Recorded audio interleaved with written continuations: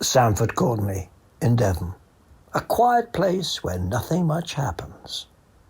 It's hard to imagine that over 400 years ago, after Henry VIII's Reformation, a bloody battle in and around this village ended a West Country rebellion. In 1549, Thomas Cranmer ordered that on Whit Sunday, his new English prayer book should henceforth be used in all English church services, replacing the Latin original. West Country folk did not approve, despite most not being able to read English, let alone Latin. Feelings were already running high, and a general uprising resulted, with rebels marching eastwards from Cornwall. Here in Sandford Courtenay, locals gathered to protest the new rule, and after an altercation, William Hellions, a local farmer who supported the change, was stabbed to death on these very steps. A tableau in St Andrew's Church tells the story of what happened next. Residents joined the rebels in laying siege to Exeter before continuing on towards Honiton. Eventually, they were confronted by a force sent by the government to stop them. After several bloody engagements, the rebels retreated to Sandford Courtenay, where, camped on this hill behind the church, they were caught unawares by the government forces on August the 17th. Today, standing on the opposite side of the valley, it's hard to imagine the terrible slaughter that spread through the village as the Prayer Book Rebellion was ruthlessly ended.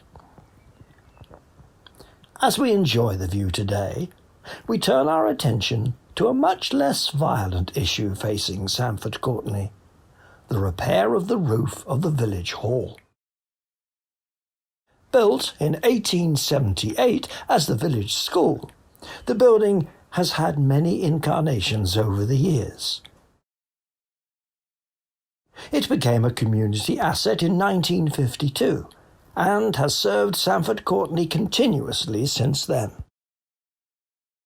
It is home to a multitude of events, such as skittles, produce and craft shows, dances, concerts, lectures, dog shows, private parties, weddings, wakes and birthdays. It received a major update in 2016 with the opening of a splendid new extension providing disabled facilities, a superb kitchen and a new meeting room. In short, it is an asset that everyone values.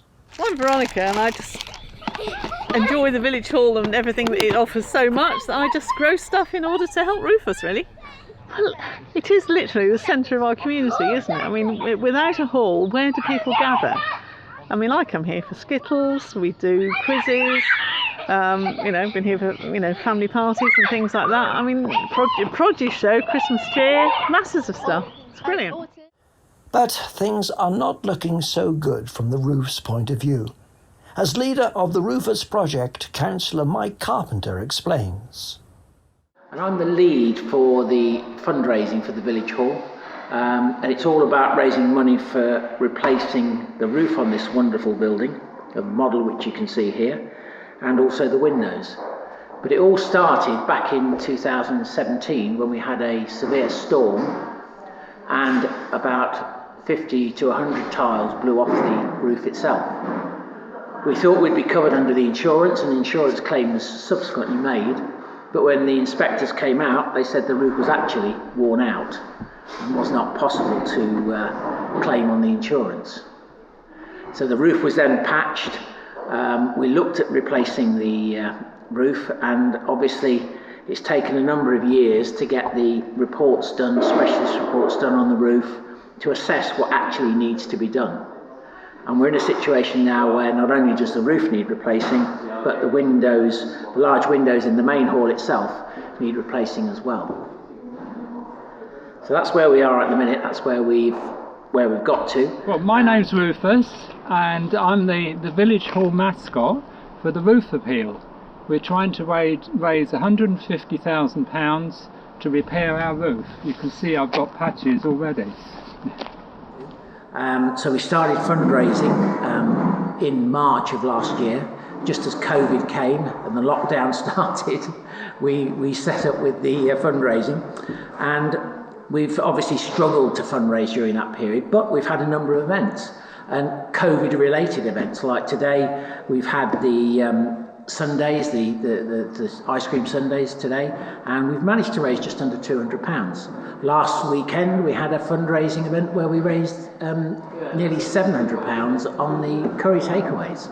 Absolutely fantastic. So despite COVID, we've managed to raise, we're currently just under £30,000, which is a tremendous achievement in 12 months. The nails that secure the roof have rotted, and as a result the tiles are starting to slip, and therefore the only way you can deal with that is to completely take the roof off and replace the tiles with new battens and new nails. And that's what we're proposing to do. But also, during that process, it's logical to insulate the roof at the same time to increase the insulation, and obviously the heating costs of this building would be drastically reduced when we insulate the roof. So we're doing that as an improvement item at the same time as we replace the roof itself. We set a challenging timescale. This was pre-lockdown of 18 months. Obviously, we're 12 months in and we're just under £30,000. We are just about to apply to the lottery, so if that came to fruition, and we're going for a grant of £100,000, if that came to fruition, then, you know, by the end of this year, we could be in a situation where we've got a new roof. However, if we don't get the lottery grant, then it could be easily another 12, 18 months before we've raised the £150,000 we need to do all the work that's necessary. Oh no, we all cried. We need Rufus on side to help us raise some money. Please make him smile by buying a tile for the whole roof at Sandford Courtenay.